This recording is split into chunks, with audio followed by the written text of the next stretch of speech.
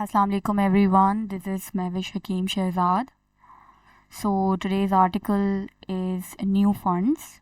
जैसे कि हमें मालूम है कि पाकिस्तान को इस वक्त फ़ंड्स की बहुत ज़्यादा ज़रूरत है, तो इस आर्टिकल से रिलेटेड एक ब्रीफ समरी देख लेते हैं। करंटली जो है वो पाकिस्तान प्लान कर रहा है कि वो IMF से $6 बिलियन के करीब जो है वो लोन जो है वो ले ले, ताकि जो करंट जो हमारे मसाइल हैं, इकोनॉमिक और पॉलिटिकल चैलेंजेस हैं, उनको जो है वो मीट किया जा सके।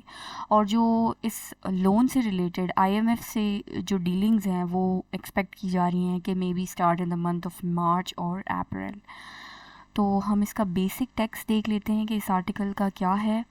Pakistan plans to seek a new loan of $6 billion from the IMF under its extended fund facility for a period of 3 years.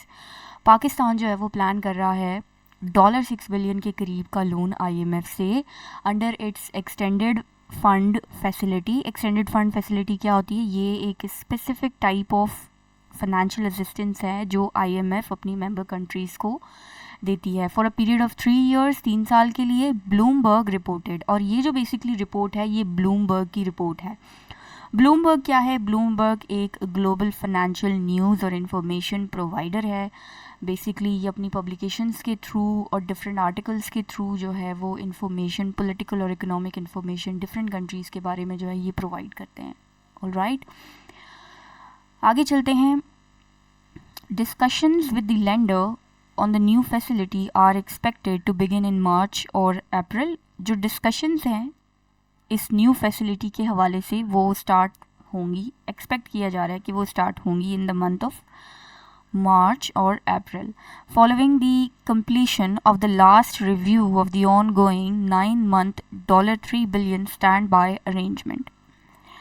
अच्छा, जो हमारी लास्ट जो हमने IMF से आपको याद होगा पिछले साल जो $3 बिलियन के करीब हमने लिया था, ठीक है, इसका जो लास्ट रिव्यू है उसकी फाइनलाइजेशन के बाद बेसिकली इस नई फैसिलिटी के बारे में IMF से डिस्कस किया जाएगा। ठीक है, stand by arrangement. Stand by arrangement क्या होता है? ये एक तरह की फाइनेंशियल अरेंजमेंट होती है जो IMF अपने मेंबर कंट्रीज़ को प्रोवाइड करता है।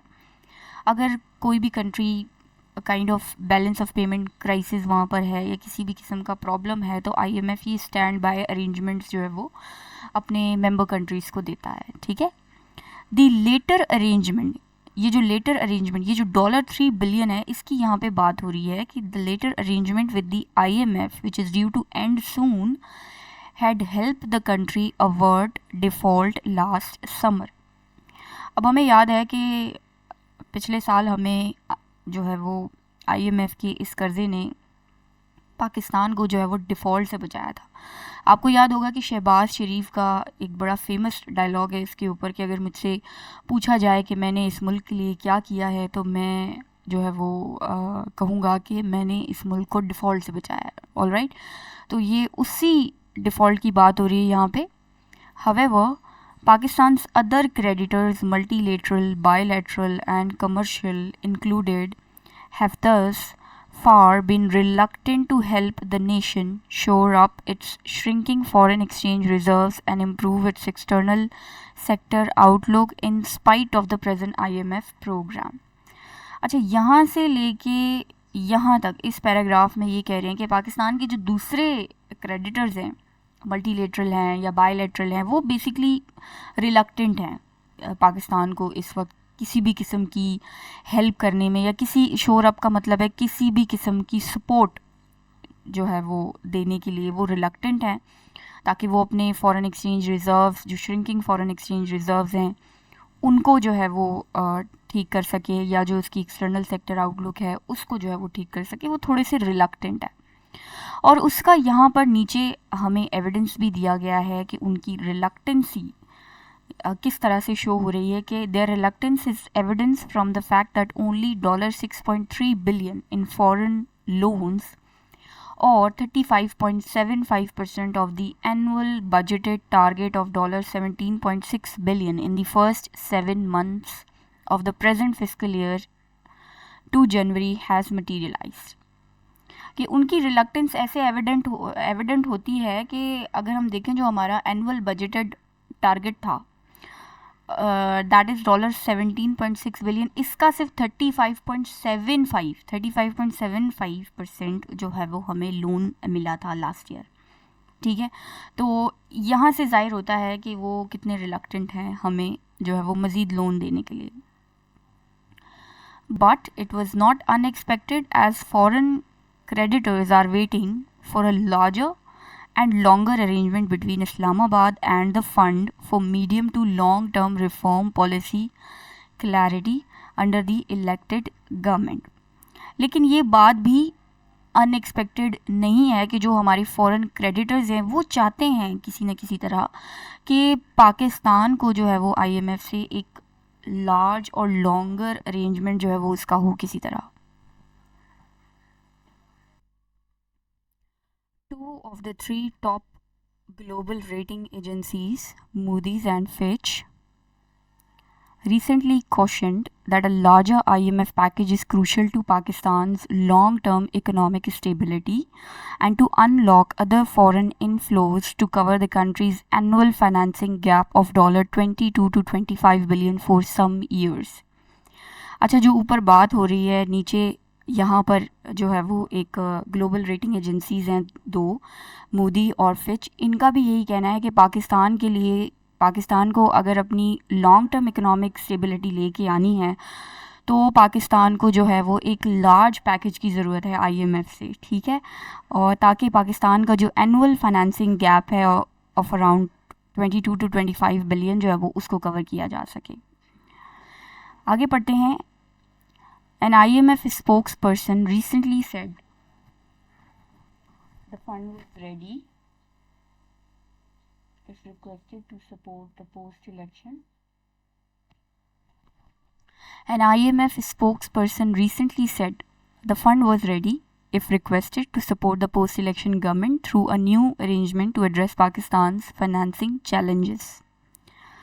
IMF के जो स्पोक्स पर्सन है उन्होंने रिसेंटली ये भी कहा है कि जो है वो तैयार हैं, जो पोस्ट इलेक्शन जो गवर्नमेंट है, जो नई गवर्नमेंट है, उनको जो है वो फैसिलिटेट करने के लिए इस न्यू फैसिलिटी के लिए। ठीक है, ताकि पाकिस्तान के जो फाइनेंसिंग challenges हैं वो एड्रेस हो सकें। It nevertheless remains unclear if the authorities have started doing their homework towards a quicker conclusion of the deal।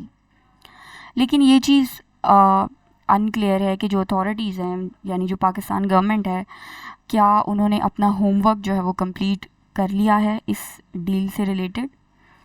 Build as being tougher than the current one, मतलब कि इस न्यू अरेंजमेंट को कहा जा रहा है कि ये जो न्यू अरेंजमेंट है IMF के साथ, ये मे बी ज़्यादा चैलेंजिंग हो जो एग्जिस्टिंग अरेंजमेंट है उससे। With the global lender, the government was compelled to agree to a slew of measures. Slew means large number, ठीक है, large number of measures to cut public expenditure। पहले भी देखा जाए तो पाकिस्तान को फोर्स किया गया था कि उन्होंने ये मेजर्स जो है वो लेने हैं। ठीक है, अगर उनको जो है वो लोन चाहिए तो उसके लिए पाकिस्तान को जो कहा गया था वो ये कहा गया था कि उन्होंने अपने पब्लिक एक्सपेंडिचर्स को सबसे पहले कम करना है। Impose additional taxes on corporate and salaried individuals, कि उन्होंने एडिशनल टैक्सेस लगाने। हाइक बोरिंग कॉस्ट को इंक्रीज़ करना है। इंक्रीज़ एनर्जी रेट्स को इंक्रीज़ करना है to meet IMF goals under the ongoing loan. coupled with the unannounced import control to curb the dollar outflow। इसके अलावा import controls लगाई गई थी ताकि जो डॉलर आउटफ्लो है उसको कम किया जा सके। These measures have caused the economy to contract and keep price inflation up। अगर देखा जाए तो ये जो सारे मेजर्स थे जिसकी वजह से हमारी इकोनॉमी जो है वो मज़ीद कॉन्ट्रैक्ट हो गई थी और इन्फ्लेशन जो है वो बहुत तेज़ी से पाकिस्तान के अंदर बढ़ गया था, making matters even more difficult for struggling low middle income households। और जो low middle income households हैं उनके लिए जो है वो चीज़ें और ज़्यादा जो है वो डिफ़िकल्ट हो गई थी।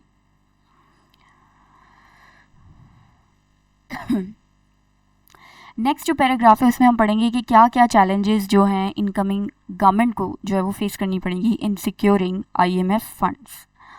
It is also not apparent how far the incoming minority setup will be ready to go to secure the IMF funds. ये चीज़ भी अपेरेंट नहीं है कि जो इनकमिंग माइनॉरिटी सेटअप से यहाँ मुराद है न्यू गवर्नमेंट, कि वो कितनी जो है वो कितनी हद तक जो है वो तैयार है इस IMF के फ़ंड को सिक्योर करने के लिए. But it is as clear as day that it would not have much room to maneuver while dealing with the lender of last resort.